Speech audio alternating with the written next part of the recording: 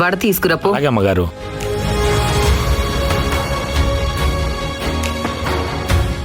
రే బంటి, ఇటువు, నేను వడ్డిస్తాను కదా, నువ్వు వెళ్ళు. అత్తయ్య, అయినా ఇంట్లో నేనుండగా పని వాళ్ళెందుకు అత్తయ్య? మావయ్య గారు, మీకు వడంటే ఇష్టం కదా, ఇవాళ 2 కాదు 4 తినాలి. ఏమండి, మీరు కూడా తినండి. అత్తయ్య, ఏంటైనా అలా లేచి వెళ్ళిపోతున్నారు? చూడండి, తినే ప్లేట్ ముందు నుంచి అలా లేచి వెళ్ళిపోవచ్చా? మీరైనా చెప్పండి. ఏమండి, బయటకు వెళ్ళి టిఫిన్ చేద్దాం పదండి. మావయ్య, మావయ్య, మావయ్య!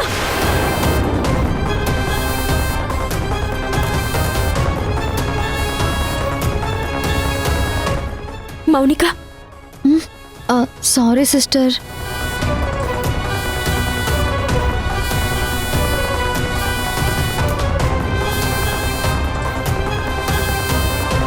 అందరూ నన్ను అవాయిడ్ చేస్తున్నారు. ఎవరు నాతో మాట్లాడడం లేదు. అసలు నేను చేసిన తప్పేంటి? నా ఇంట్లో నేను ఉండాలనుకోవడం తప్ప, నా భర్త నాకు కావాలనుకోవడం తప్ప, ఎందుకు నన్ను ఇంత బాధపడుతున్నారు? ఇప్పటికే నా భర్త నా నుంచి దూరం అయిపోతున్నాడని, ఆ సంధ్య వల్ల నేను ఒంటరిదాన్ని అయిపోతున్నానని బాధపడుతుంటే మా అత్తయ్యకి అర్థం కావడం లేదా? ఇన్నాళ్ళు నేను కోడల్ని కాదు కూతుర్ని అని చెప్పేవారు కదా. నిజంగా నన్ను కూతురు అనుకుంటే ఆవిడే నన్ను ఇలా బాధపడతారా? నా తలరాత ఇలా రాసి పెట్టుందేమో. అమ్మగారు, టిఫిన్ వడ్డించమంటారా? నా కర్మరా, నా బ్రతుకు అదొక్కటే తక్కువ. అసలు ఇంట్లో ఎవరో తినకుండా నేను ఒక్కదాన్ని మాత్రం తిని ఏం చేస్తాను? అసలు వాళ్ళు తిన్నప్పుడు నాకు మాత్రం ఎందుకు? ఏవద్దు.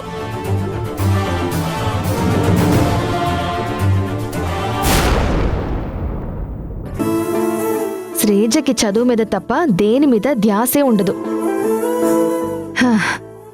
బట్టలు కూడా సర్దుకోకుండా మొత్తం చిందరవందరగా పడేసింది. ఈ పిల్లకి ఇలా కాదు, ఈసారి 2 తగిలించి చెప్తాను. ఏమండి, మీ చెల్లి చూడండి, ఇవన్నీ ఎక్కడివక్కడే వదిలేసింది. చదువు మీద తప్ప వేరే పనుల మీద అస్సలు ధ్యాస ఉండడం లేదు. ఇలా అయితే రేపు పెళ్ళయ్యాక అత్తారింటికి వెళ్తే ఏమంటారు? తనకి పని నేర్పలేదా అని అడుగుతారు కదా. మనకెంత చెడ్డ పేరండి.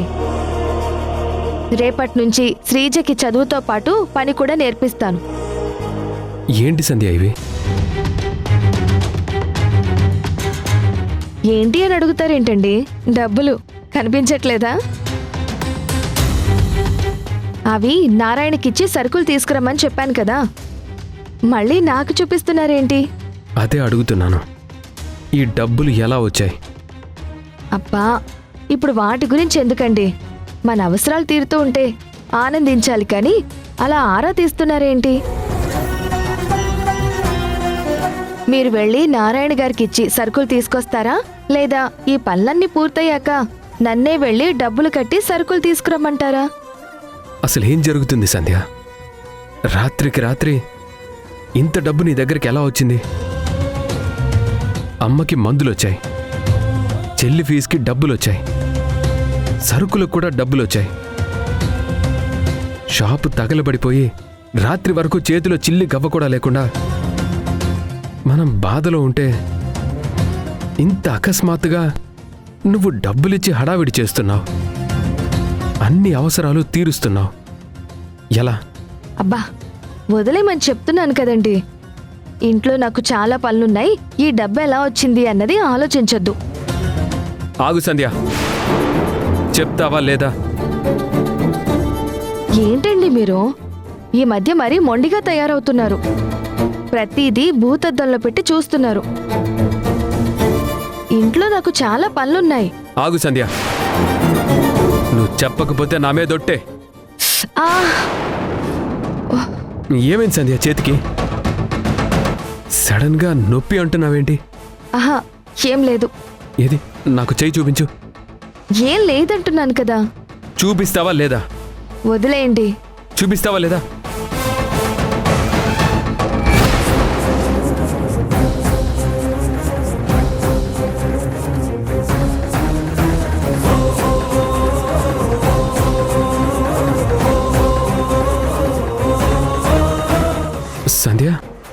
నీ చేతికి గాయాలేంటి?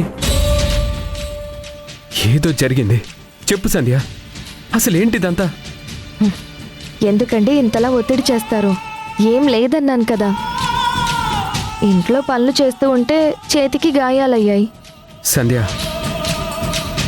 ఇవి ఇంట్లో పనులు చేస్తుంటే అయిన గాయాలు కాదు.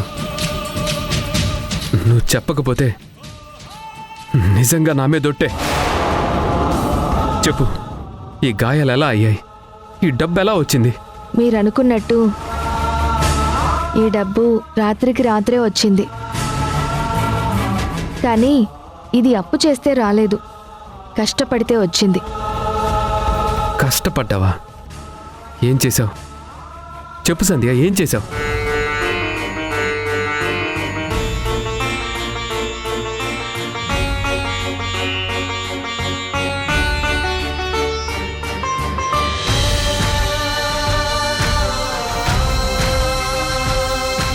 సంధ్యా,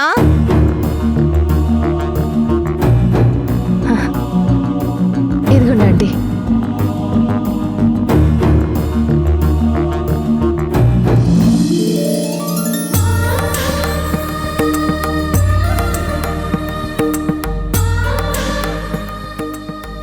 నిజంగా ఆశ్చర్యంగా ఉందమ్మా.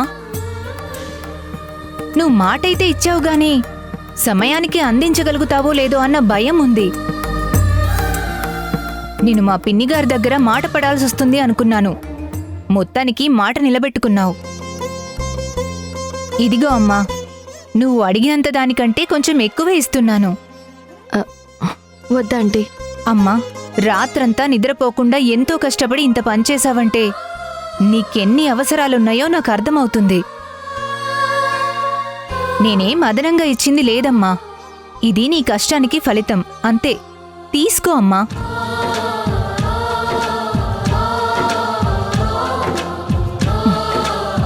తీసుకో అమ్మా. చాలా థ్యాంక్స్ ఆంటీ. కష్టాల్లో ఉన్నప్పుడు వచ్చి సహాయం చేశారు. ఇందులో నా సహాయం ఏముందమ్మా? నువ్వు కష్టపడ్డావు, మాట నిలబెట్టుకున్నావు, అన్న టైంకి చీరలిచ్చావు. నేనే నీకు థ్యాంక్స్ చెప్పాలి. వెళ్ళొస్తానమ్మా.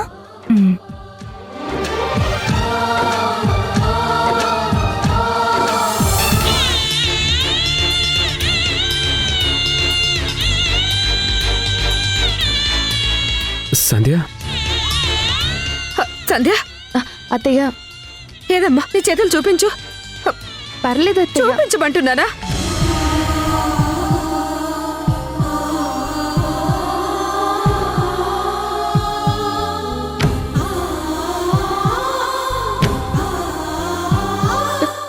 ఈ చేతులకి ఏ జన్మలోనో నేను, నా కూతురు, నా కొడుకు మేమందరం రుణపడి ఉన్నామమ్మా. అత్తయ్య ప్లీజ్, మీరలా మాట్లాడొద్దు. నాకేం కాలేదు.